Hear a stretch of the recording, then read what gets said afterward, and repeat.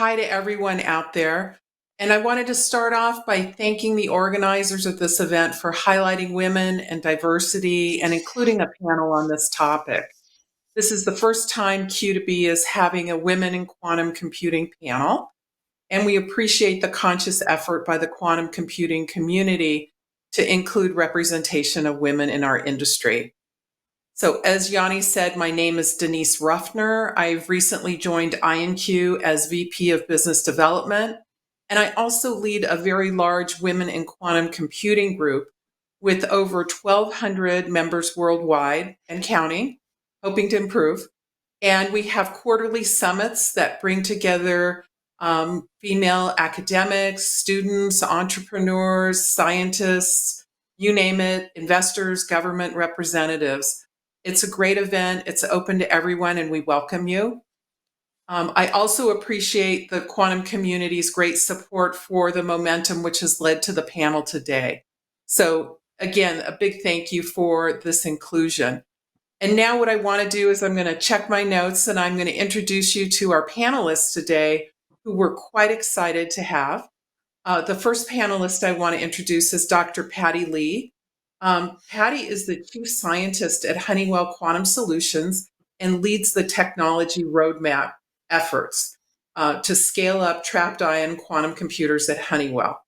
Prior to that, she was a staff scientist at the Army Research Laboratory and also at Lockheed Martin. So welcome, Patti. Next is Dr. Catherine Mcgee. I'm trying to get her name right. She's a senior scientist at D-Wave on the benchmarking team. She's been at D-Wave for about 6 years, and prior to that, she was a computer science professor at Amherst College. Kathy is a prominent figure in heuristics and algorithm research, and we'll talk about bias in both of these areas. And last but not least is our superstar, Jessica. Jessica Pointing is a PhD student in physics at the University of Oxford. She specializes in quantum computing and was previously a PhD student in computer science at Stanford. She founded the Stanford Quantum Computing Association and the Harvard Quantum Computing Association. So we have a lot to learn from all three of our panelists. So why don't we just jump in and get started, and let's look at how different groups are advancing diversity. So I'm going to start with Patti. Patti was our very first keynote speaker at the Women in Quantum Summit in July, and she's actively contributing to increasing diversity in quantum computing. Patti, can you tell us about the programs you've been involved in and where you see success? Sure. Thanks, Denise. It's a pleasure to be here. For Honeywell, inclusion and diversity is more than just the right thing to do. It's a business imperative that is a source of long-term competitive advantage for us. We work together with community partners, such as the Society of Women Engineers, Anita B. Org, and Catalyst, just name a few, to promote education and awareness. And our company takes proactive steps to attract, retain, and develop top talents across diverse groups. There are many women in leadership roles at the corporate level, and I would like to mention a couple of women who have been involved in the development of quantum computer. Q. Delara, who is the CEO and president of Honeywell Connect Enterprise, has been a key part of Honeywell's digital transformation. And the software platform her unit built, called Honeywell Forge, is being used in our control room.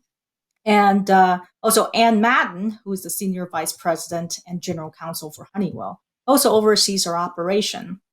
So within Honeywell Quantum Solutions, we also have a good representation of women in our technical staff in key roles such as technical managers, system leads, project leads, and myself as a chief scientist. Our director of finance, general counsel, HR directors are also women. And so having women leaders in the group makes a big difference in attracting women and improving the work conditions. Honeywell has a zero tolerance policy on discrimination. Our CEO, Darius Domchek, signed a Catalyst pledge for women's progress, committing to drive equality, and to celebrate progress of women, including women of color, into senior leadership and board positions. And so I think all these measures really helps with diversity. At our Quantum Solutions Group, we provide a great work environment that fosters teamwork and values everyone's input. We help each other to be effective in the organization so that we can achieve something greater together effectively. We have a family-friendly environment with flexible work schedule, great family and medical leave policies that benefit both men and women. I mean, these are policies that's really good for business, really good for attracting talent of all genders. And I think these are how we are successful in building a more equitable team at Honeywell. Thanks, Patti. Love the initiatives at Honeywell. I think they're amazing. Kathy, I'd like to hear your perspective on how we're advancing in diversity, and can you tell us more about your organization and diversity, please? Sure, and thank you, Denise, for inviting me here. D-Wave, it's a small company that is, focused on building quantum annealing systems for, and also, the hardware stack on top, or the software stack on top of the hardware. And so there are a lot of PhDs, a lot of advanced degrees in physics and engineering and software development and computer science in the company. So I asked HR, and what are the proportions? And they tell me the company overall is about 70% male employees and 30% female and non-binary employees. And if you look at the R&D part alone, it's more like 80-20. If you look at junior employees, there are actually more women and non-binary employees than men. And at senior employees, it's more like 80%, 20%, something like that. So one of the nice things, though, about working for D-Wave is that there are a lot of initiatives in place already to raise awareness about gender bias in the workplace and to build communities that, or build an environment, a culture that is helpful in dealing with gender bias issues. And so, for example, the managers themselves take training courses to learn more about gender and how to manage people. There's a company culture that invites people to speak up and point out issues or concerns they might have. And this is not about the people at the receiving end of some concerning event, but everyone in the company is sort of is on board with the idea that we're going to work together to improve our culture. There's a women's group that meets for lunch once a month, even remotely in these times, and it allows people to have some social time to get to know each other better and to find people that to build trust so you can ask questions and get support and advice about and things like that. There's a very active Slack channel, and there's a lot of outreach in the from the women in the company to be make presentations at science programs at the schools in Vancouver and things like that as well. So it's not perfect. I don't really have a good idea about how this compares to other companies because I was really in academia for most of my working life, but I think the place is woke and there's a good vibe about it in terms of gender issues. Thanks. That sounds great. Jessica, you started the Quantum Computing Association at both Stanford and Harvard. Can you tell us a little bit more about this and about the involvement of women in those organizations? Yes, I can. So when I was at Stanford, I noticed that I was meeting people who were working in quantum computing outside of Stanford computing events in Silicon Valley. And I wasn't really meeting them, so I have a community of people who are interested in the field. So that's why I started the Quantum Computing Association, and we had 3 goals. One is to provide a community of people interested in quantum computing. 2 is to prepare as a community, so actually like educating the community on this area. And the third was to produce as a community, so actually do research projects and get involved and hopefully contribute to it. And we had a lot of interest over just a year and a half. We had more than 600 people sign up to our list to hear about our events, and it was really encouraging. And we don't have specific numbers on the number of women involved, but just from experience, having gone to most of the events myself, we do have a lot of women who are interested, and even on the leadership team now, there's a lot of women involved. And also at Stanford, there was a women in computer science group. So once a week we had lunches, which was really fun. So I got to know all of the other women in the computer science department at Stanford. Yeah. Thanks. Those groups sound great. Kathy, are you seeing biases in your field of heuristics and overall, and any insights into the bias of language? Not so much heuristics, but certainly in AI and in the way that computing technology is deployed in everything we touch nowadays. Just to name some examples, Facebook was sued last year actually for gender bias in advertising. Withholding advertisements about financial services to women and older users. There are examples of language translation systems that you can get on the internet that do not perform very well in carrying out unbiased translation.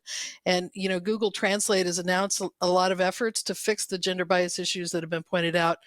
But I just tried it earlier this day, and if you go to Google Translate and say in English, "The doctor raised her hand," and you translate that into other languages, it ends up being a male doctor who raised his hand. There's just little issues like that. Facial recognition technologies and voice recognition technologies fail disproportionately on women and women of color. It's just not made for our high squeaky voices, apparently.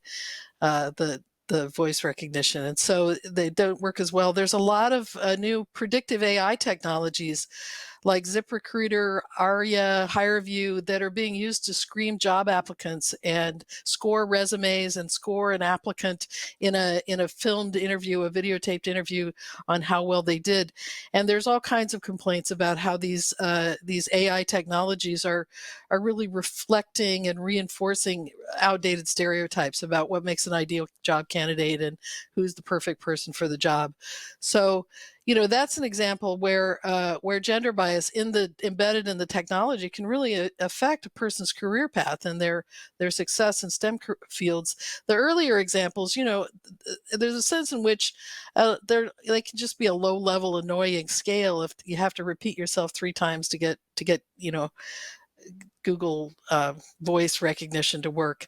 But what happens is they everything accumulates, and there's more and more of it, and it sort of systemically creates reinforces this perception that girls don't belong, don't match technology, that women and science are not, they're not science is not a woman's field, and it's not ladylike to do science, and women don't belong in the lab, and it's an anomaly if you see a woman in a lab. And that kind of perception has a big effect on how people are treated in the workplace and the kinds of interactions they experience. And so we have a thing in computer science called grabbing the keyboard syndrome. When I was in academia, we would tell TAs, if a student asks you a question about how to do something, you don't take the keyboard away and do it for them, because it's been well observed that if a girl asks a question in an academic setting, you just take the keyboard and do it for them, and they don't learn. The assumption is they can't really do it themselves. It has to be done for them. And so there are these little interactions that accumulate and contribute and kind of make even with well-meaning people, it makes a hostile environment for women. So Patti, given the bias that Kathy is talking about, I think which we've all experienced in our careers, wondering what your feelings are, what your thoughts are on whether women have an advantage or disadvantage in the industry. I would say that from my experience, when I started as a student and young scientist in the field, I was often one of few women, sometimes the only woman in the room. And I think the hardest part for me was to build a network of colleagues and mentors who could help provide the support I needed to become successful in that environment.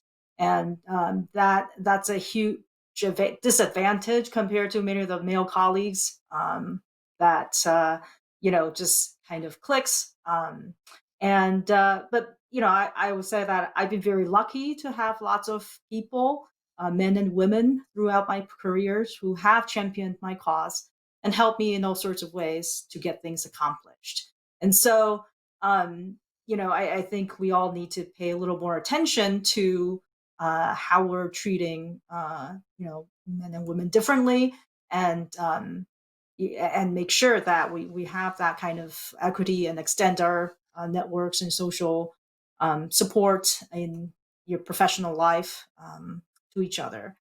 And I've also seen, sexual discrimination and sexual harassment happens at workplace, and it's just bad for everybody. And that's something we as a society all need to really actively work to eliminate.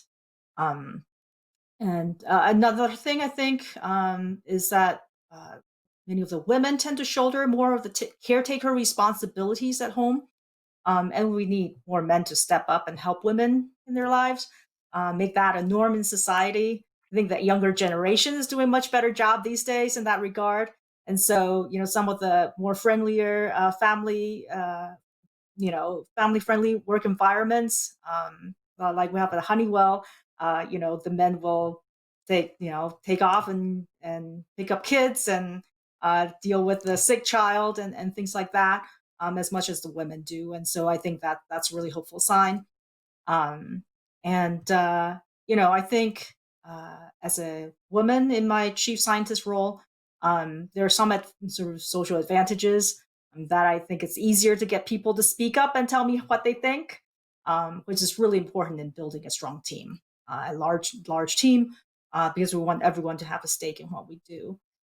It's also easier to kind of set the tone, get people to listen to each other, and maybe it's a little more socially acceptable to admit what I don't know and get people to explain to me what I really need to know or help me get that information. That kind of behavior can be contagious in a small group, and I think that's really helps with in terms of teamwork. And so those are kind of the things I see in terms of some differences, maybe in gender Those were some roles. great points, Patty. Great points. Kathy, what steps do you think we need to take to overcome bias? Uh, yeah. So, I think there are different steps or different actions that need to happen at different levels in the pipeline, young to old. Um, and all of these actions are generally on the idea of calling it out, trying to raise consciousness without making people feel defensive. I think that's a really tricky thing to negotiate. But the point is to try to change the culture and to change the expectations of the community. Whether it's a small community, your lab, or whether it's the larger community of a city, or globally, whatever. So and I also think it takes place, there are different actions for different stages of in a woman's career. I think for girls and young women, a lot of it is about just letting them know that this is an option. And outreach programs, summer camps, the Grace Hopper Conference in Computer Science, open house days and science fairs and things like that. They can really be life changing. I mean, it's like, oh, this is possible, this is fun, and to people who really hadn't considered it before as an option. And so, as far as I know, those can be very effective. Um, at the level more of university and graduate school, when someone's actually, trying to get a degree, enter a degree program, there's actually a book by Alan Fisher and Lynn Margolis called Unlocking the Clubhouse.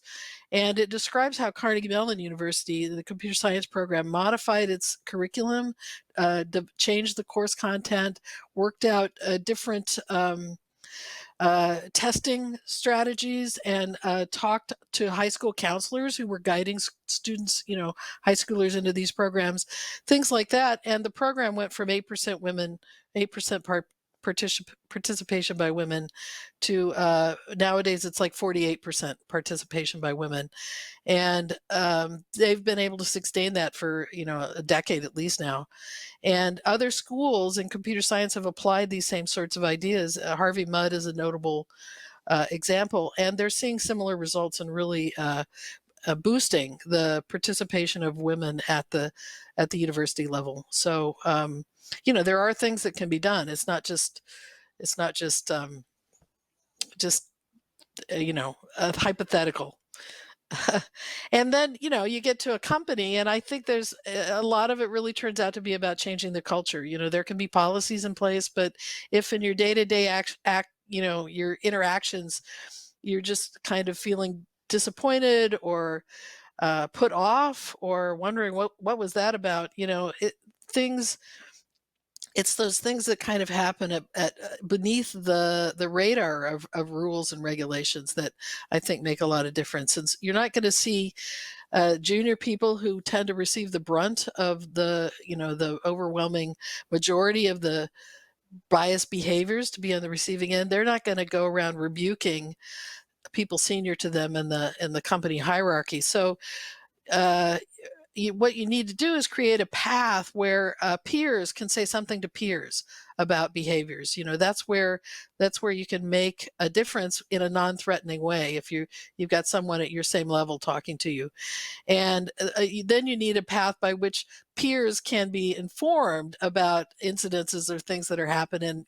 They can be trusted to be advocates, I think, for others in the company. And so that's kind of the structure that's being set up at D-Wave, and I think it's very effective and promising. So, and then things like the women's lunch, are they're social events, but they really, you need those social events to allow people to learn to trust one another and to, find advisors and to find mentors that can help them out. Jessica, speaking of outreach, I think it would be great if you could share how you got into quantum computing. Yeah, so I grew up in an all-girls school in England, in Reading, and they invited some of the girls in our school to this sort of technology workshop. It was actually Microsoft, and they had this program called DigiGirls. And this was about 10 years ago. And I remember walking into their offices, and it was just so cool. And they had this touch screen, and this was before the iPad, and they had all this cool technology set up, and they did this experiment with the superconductor levitating on a magnetic track, and they told us about quantum physics, and like, this is happening because of quantum physics. And they actually told us about quantum computing, although I didn't actually realize it at the time, but I do remember them telling us about superposition and using like the coin analogy, and my mind was just blown, and I was like, I'm not learning any of this in school. And yeah, so the talk was called The Future of Computers by Chris Bishop. I actually found out like years later. And that was really sort of the spark for me. I always liked science in school. It was my favorite subject, physics. But that really was like, wow, there's so many possibilities that I didn't even know. And I remember buying this book, I actually have it here, called 50 Physics Ideas You Really Need to Know. And this is the same copy I had like 10 years ago. So, and it was just really fascinating talking about all of these, just like physics. And so when I got to college, that was actually when I took a quantum computing course at MIT, and that's actually when I like started doing research in it and really getting involved. And so, yeah, I think the lesson here is that it may take time. It took like several years, but now I'm doing a PhD in quantum computing. So if we start educating and telling girls and boys now about quantum computing, in the future, they're going to be the ones building the algorithms and the hardware, and hopefully really like making this field progress even more than we could imagine. Great answer. Sounds like a great program to be involved in. I wish I had something like that. That's awesome.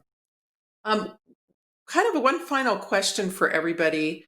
What more can be done to support and attract women into quantum computing? Patti, if you had that magic wand to get more women, what would you do? Yeah, start them early and encourage them, reach out to them. I think just having that opportunity to be exposed to quantum and have that relationship with it, and have the community to support that. That's what. Kathy, what about you? What would you do? One thing.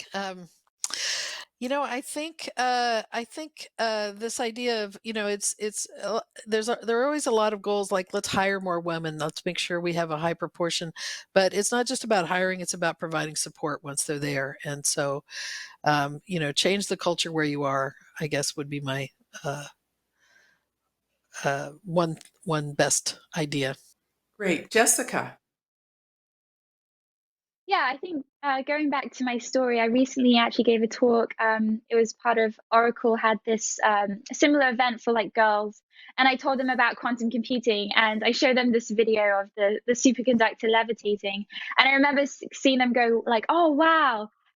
So I think really that's what I would do is get involved, earlier the better, in like just telling them, opening up their eyes to these possibilities of quantum computing.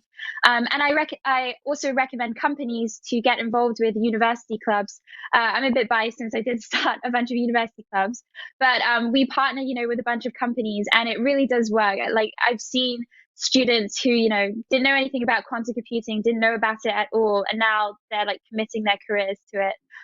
So I think, get involved in all of these organizations and just tell them about the work that you do, because that too. I agree. So when a customer or a company works with one of your student organizations, what type of support do they provide? Or what are the activities that a company should be doing to support your group? Yeah, so I can give a few examples. So one is we actually partnered with IBM to do a research project. So it was about 5 students, and they actually got involved. I'm also involved in it, but they got involved in a research project with IBM to do like a near-term quantum algorithm. And that's one way. Another way is giving a talk. So we actually had QC come and just do a lunch with some students. So it can be very informal, just like a lunch. We've also had like Google X or Alphabet X come and do a workshop on quantum computing and how to use the programming languages. So there's so many possibilities, and some of these students end up doing internships at these companies. So yeah. Thank you. Those were some really great examples of how people can engage in the community, whether it's a lunch or some technical projects. So thank you. I want to thank Patti, Jessica, and Kathy for a great conversation today on experiences and ideas on how the community can make increasing diversity an effort that all of us do every day. I thank the audience for listening, and I'm hoping that you all will leave this talk with an idea that you're going to do one thing or just a few things to promote diversity in your own community at work and even outside of work. So we have put together a slide, and I think it's going to come up in just a minute, with some different women's organizations that we want to share with you, just in order to encourage you to all promote diversity. There's the Women in Quantum group, which I lead, and you can email me about it. We also talk a lot about it on LinkedIn. Women in Technology, a very famous large organization, and the Anita B. Organization for Women in Technology, which is also Grace Hopper. So thank you to all, again, to the panelists, Patti, Jessica, and Kathy. Very much appreciate your insight and your preparation for today. And we look forward to hearing more from you in the years to come. Thank you. Thank you. Thank you.